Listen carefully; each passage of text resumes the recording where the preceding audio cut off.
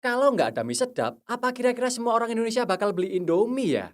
Pernah nggak sih kalian berpikir kayak gitu? Kalau seandainya kamu pergi ke warung yang ada di dekat rumahmu dan cari mie sedap, tapi di sana ternyata stoknya lagi kosong. Kira-kira kamu bakalan cari ke toko lain atau beli merek lain? Kalau kita sudah fanatik ke salah satu brand, ya pasti kita akan mencari produk dari brand itu walau sampai ke ujung dunia sekalipun kan. Tapi lain cerita kalau ternyata produk dari brand itu ternyata sudah tidak lagi diproduksi, ya mau nggak mau ya kita harus beralih untuk mencoba brand lain. Begitulah gambaran sebuah loyalitas customer terhadap sebuah brand. Seharusnya. Karena ternyata ada beberapa kondisi tertentu yang dapat menjadi celah bagi kompetitor untuk merebut hati para customer. Contohnya seperti kasus Indomie dan mie sedap berikut ini.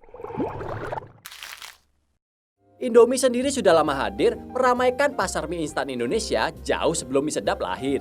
Merek mie instan yang sekarang dikelola dan diproduksi oleh Indofood ini lahir sekitar 1970-an dari tangan seorang entrepreneur yang bernama Jayadi. Buat kalian yang pengen tahu sejarah lengkap Indomie, bisa cek video saya yang ini ya. Indomie mulai meroket pada sekitar tahun 1982 ketika saham Indomie dibeli oleh Salim Group. Salim Group menguasai hampir 80% pasar mie instan Indonesia dengan 3 brand andalannya, Indomie, Supermie, dan Sarimi.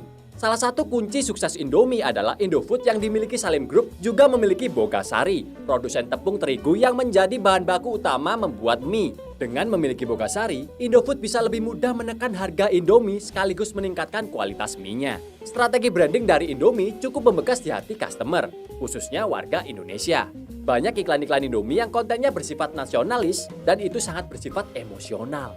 Apalagi tema Indomie adalah selera Nusantara. Bawaannya kalau cinta tanah air itu ya harus makan Indomie deh rasanya. Dengan menguasai pasar tepung terigu Indonesia, pendanaan yang besar serta penempatan branding yang tepat membuat para pesaingnya sulit untuk mengimbangi. Itulah yang menyebabkan banyak pesaing berguguran. Dulu mungkin kita pernah mengenal yang namanya mie selera rakyat, Haha Mie, Happy Mie, dan masih banyak merek lainnya. Merek-merek itu hanya muncul satu gebrakan saja. Setelah itu kemudian seperti hilang di telan bumi. Mungkin lebih tepatnya ditelan Indomie. Not bad. Pretty sweet. Actually, I like this. Setelah 30 tahun Indomie berjaya, tahun 2003 Wings Food muncul dengan brand fenomenalnya mie sedap. Dan sejak saat itulah keadaan Indomie tak lagi pernah sama. Mie sedap muncul dengan 3 macam varian rasa, mie goreng dengan kriuk-kriuknya, rasa soto dengan koya, dan rasa ayam bawang dengan bawang gorengnya. Sejak di awal kemunculannya, Wings Food tampak serius untuk menjadi pesaing utama Indomie. Lihat saja, hanya dalam tempo waktu 2 tahun saja, mie sedap sudah mampu menggait pangsa pasar mie instan sebesar 15-20%. Padahal nih ya, tepat 1 tahun sebelum mie sedap muncul, Indofood mampu mengendalikan 90% pangsa pasar dengan nilai sekitar 8 triliun. Hal ini jelas membuat para petinggi Indofood pusing 7 keliling dong. Terus kira-kira apa sih yang membuat mie sedap bisa mendesak Indomie sampai segitunya? Kali ini kita akan coba bahas lebih jauh alasan mie sedap mampu mendesak Indomie. Yang pertama, Indomie lengah dalam mengurus life cycle produknya. Sebagai market leader yang sudah 30 tahun lebih menguasai pasar mie instan, Indofood terkesan lengah dengan berpikir kalau siklus hidup produknya tidak mungkin mencapai titik jenuh. Memang sih, tahun 1970 hingga tahun 2000-an, Indomie sempat berjaya luar biasa. Hal inilah yang membuat Indofood sepertinya lengah menjalankan produk life cycle-nya. Strategi produk life cycle ini biasanya melalui beberapa macam tahapan, seperti tahap perkenalan, tahap perkembangan, dan tahap kedewasaan. Dan tampaknya di tahap kedewasaan yang menandakan suatu produk sudah mapan inilah Indofood terlena. Indofood tidak menjalankan tahapan selanjutnya, yaitu strategi peningkatan keistimewaan baru, sehingga brand image-nya mulai bias. Sadar akan dominasinya, yang dilakukan Indofood kebanyakan hanyalah mengutamakan distribusi produk. Akibatnya, ketika ada merek lain yang muncul dan punya keragaman baru di tengah pasar Indomie yang kurang variatif, goyanglah posisi Indomie sebagai market leader. Di saat Indomie sudah merasa nyaman dan lengah itulah, Wings Food meluncurkan mie sedap dan boom! Kedua, Indomie terlalu ofensif. Budi Handoyo, seorang pengamat dan praktisi pemasaran menilai, kesalahan Indofood adalah pada langkahnya yang terlalu ofensif menyerang kemana-mana. Tahu kalau pangsa pasarnya mulai direbut oleh mie sedap, Indofood kemudian mulai memperbanyak rasa dan merambah berbagai segmen. Akibatnya justru blunder. Hal ini kemudian malah mengakibatkan konsumen mudah bergeser antara satu rasa Indomie ke satu rasa Indomie lainnya. Dan kalau konsumen sudah mulai bergeser ke rasa lain, meski masih dalam satu merek, berarti logikanya konsumen kemungkinan juga akan mudah pula bergeser ke merek lainnya. Disinilah kerusakan merek terjadi.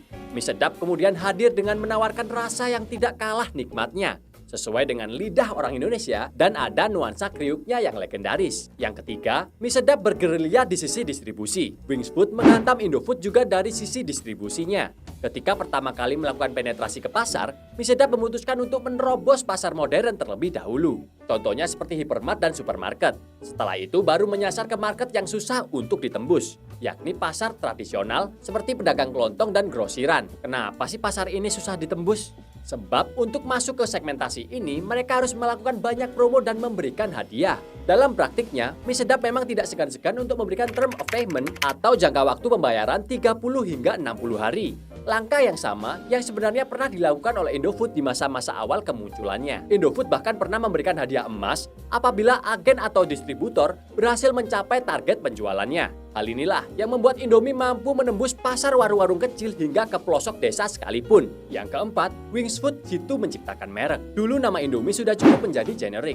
Kalau ngomongin mie instan, ya pasti ngomongin Indomie. Wings Food sadar betul tentang hal itu. Makanya Wings Food mencari nama yang generik juga.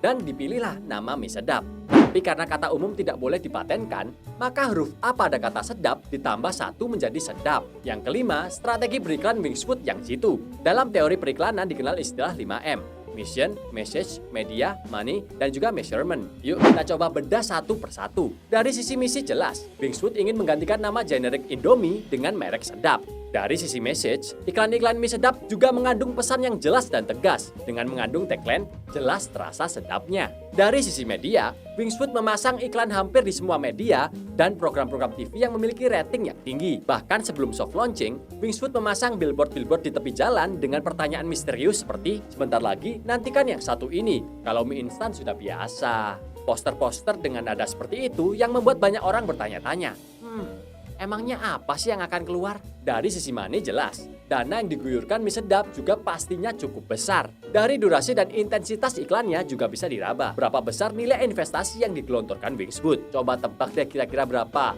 Tulis di kolom komentar ya. Dan yang terakhir dari sisi measurement atau alat ukurnya. Wings Food pasti memiliki marketing intelijennya sendiri untuk mengukur pasar setelah beriklan dan memberikan promo gila-gilaan. Promo yang paling legendaris adalah memberikan customer piring untuk setiap pembelian mie sedap.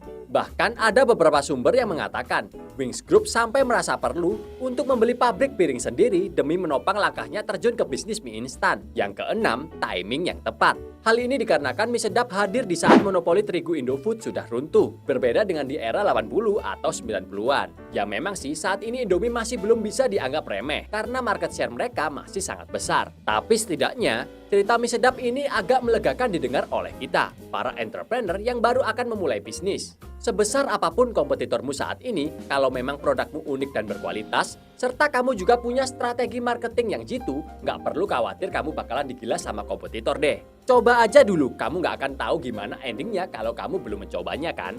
Konten kali ini juga sekaligus menjadi warning bagi kita yang sudah memulai bisnis lebih dulu.